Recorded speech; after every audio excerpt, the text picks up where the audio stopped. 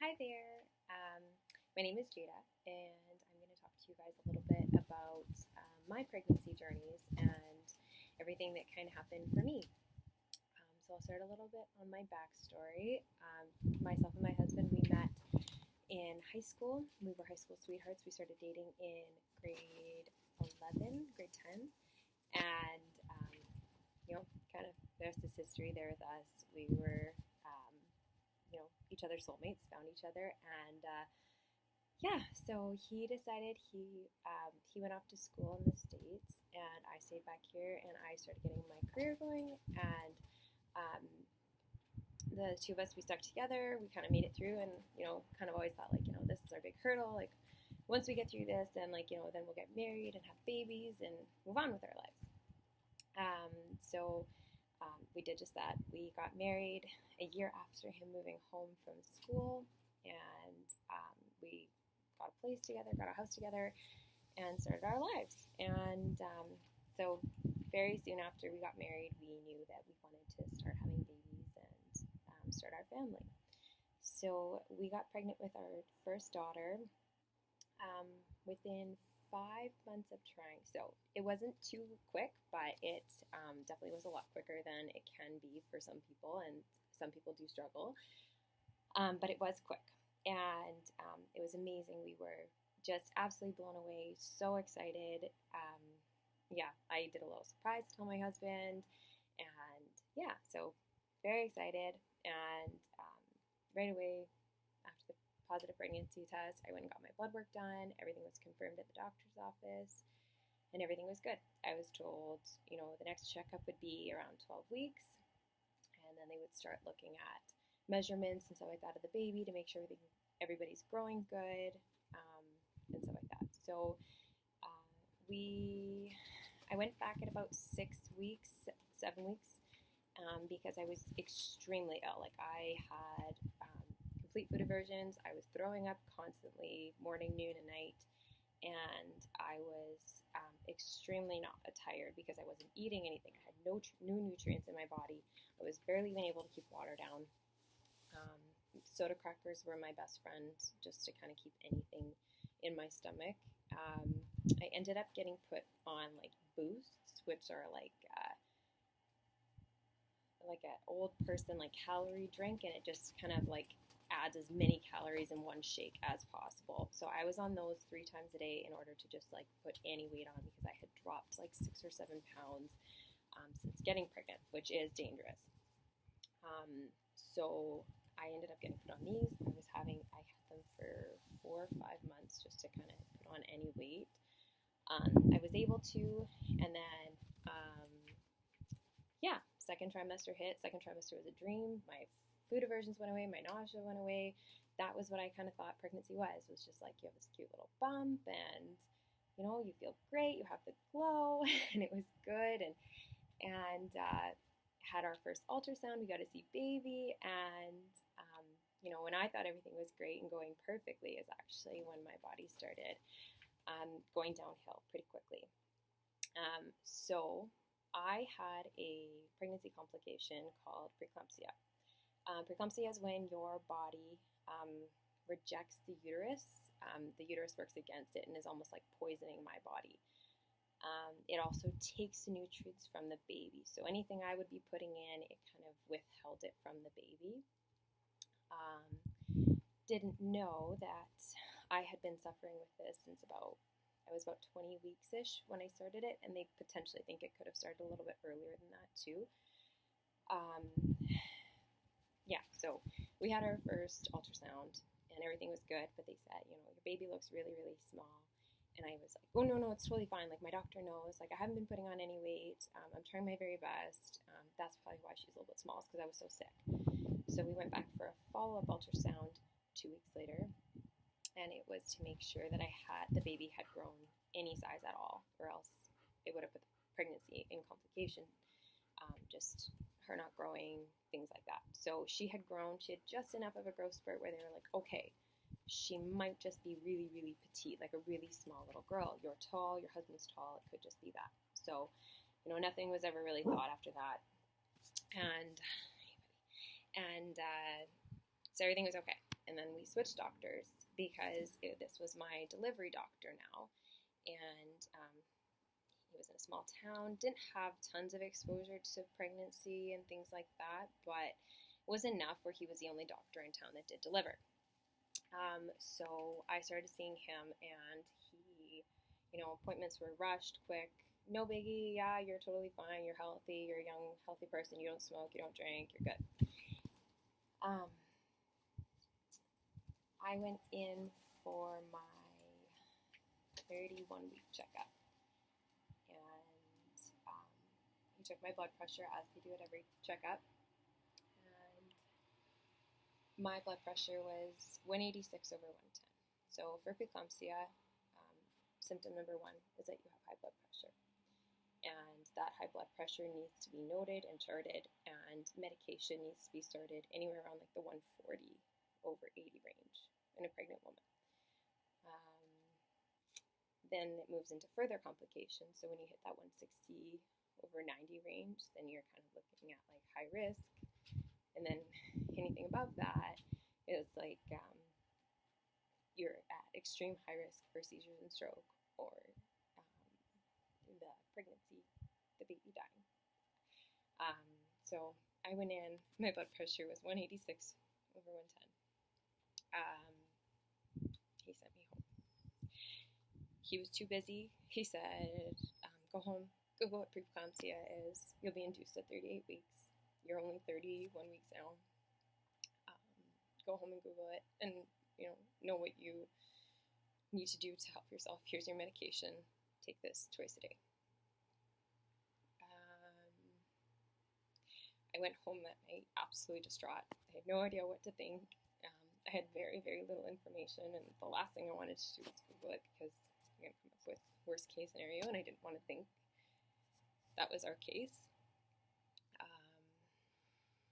I had a pounding migraine all night, and I never really thought much of it because I get migraines every now and then. And myself and my husband went to bed, and I couldn't sleep all night. I ended up pacing around the house. My head was pounding. I had taken Tylenol. Nothing was kind of kicking my headache. And got up the next morning, got dressed, still had a headache, went to work. Turns out that my body, I'm very, very lucky. My body was like in a hyper state, and it was staying awake. It kept me awake so that me and my baby would stay alive, and I wouldn't die in my sleep, and she wouldn't die in my sleep.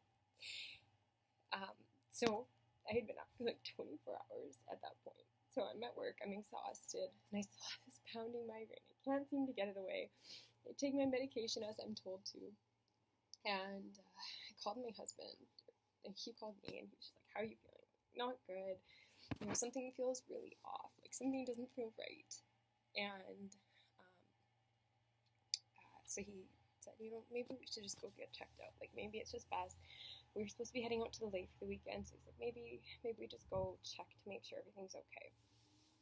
So he met me on the highway and took me to the hospital in our town, and I felt so dumb. I kept saying, I was like, what am I going to say? I have a headache. Like, that's so stupid to walk into a hospital and say that. So we walked into the hospital, and hi, I have a headache. And he goes, she was diagnosed yesterday with preeclampsia. She's 31 weeks pregnant. And so they took my blood pressure, and the nurse stopped. Didn't even finish. She walked away. All of a sudden, 6 nurses come up to us, walk us to a room, start hooking me with IVs, and tell us that we're being transported to HSC within 5 minutes. It still hadn't sunk into me what was like really going on, like what was going to be happening.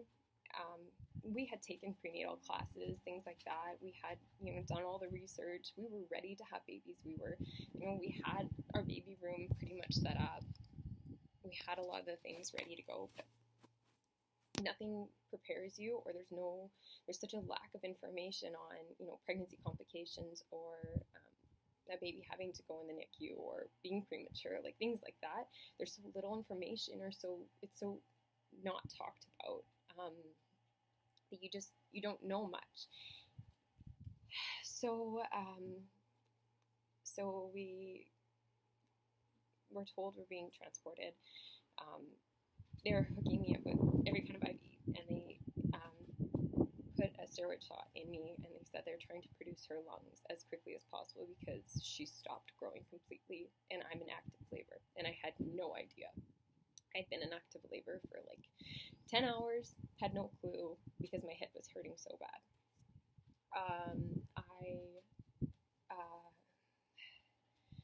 They told my husband to run home and get me, my contacts, any type of a change of clothes, anything that I would need.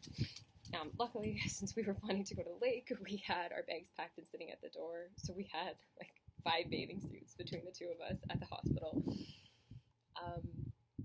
He grabbed those. He rushed back. While they loaded me into the ambulance, he waited there, and he drove. He wasn't allowed to come with me in the ambulance because we had to have 3 nurses in there. The worry that I was going to have a seizure or have a stroke or deliver her at any moment. So my blood pressure was taken every minute on the minute.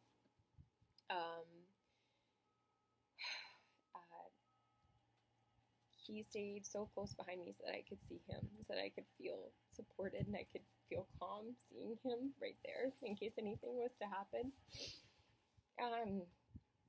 We got to the hospital, we got loaded up, and we got into the room, and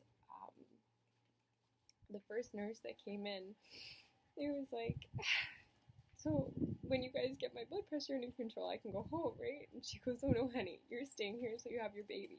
I was like, I can't sit in the hospital for 9 weeks. And she was like, you're having her today. And that was the first moment that we had heard. Like, nobody had kind of told us what was going on or what was happening. And that was the first moment that we had heard that we were having her within a few hours. And then all of a sudden, the rush of emotions of just like, what does that mean? Like, is she going to be okay? Is she developed enough? And just, you don't know. And so they reassured us that she'd be okay, but they didn't have a lot of information on her health.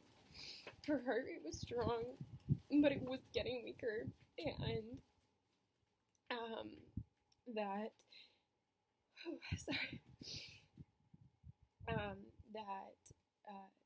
there was only the 2 ultrasounds done, so there was just such a lack of information on her brain growth, on her body development, on her blood flow to her brain, things like that. We had no clue if she would be born healthy or if she would have anything going on or anything wrong with her. We had no idea. Because preeclampsia, as I said, takes the nutrients from the baby, so it actually lacks the blood flow to the baby, and a lot of the time the babies have a lack of blood flow to their brain. So they restarted all my IVs again. I had an art line in my arm that was going straight to my heart in order to keep my heart with as much medication as possible to keep it as calm as possible. They started inducing me to push my labor to go faster, to be able to get her to be born a little bit quicker, just because we knew things with my body weren't doing well, and just with preeclampsia, the only way to make it better, make it go away, is to deliver the baby. That's the issue, is the placenta, so just get it all out. In which my body had actually naturally gone into labor because it knew it needed to get it out. So we had, everything was good. They started that, and then once my contractions started and things started to go bad again, I started having pretty intense contractions, and I was fine, like, physically, or like, I was fine dealing with the pain, but every time I would have a contraction, since the pain would put my body in a little bit of stress, my blood pressure would skyrocket again, and it would jump up, and then my body started having seizures. So I had about 3 or 4 seizures, and then they called it. no more, can't have any more contractions, you can't let your body go that high. The highest peak of my blood pressure was at 210/118. And so they ended up giving me a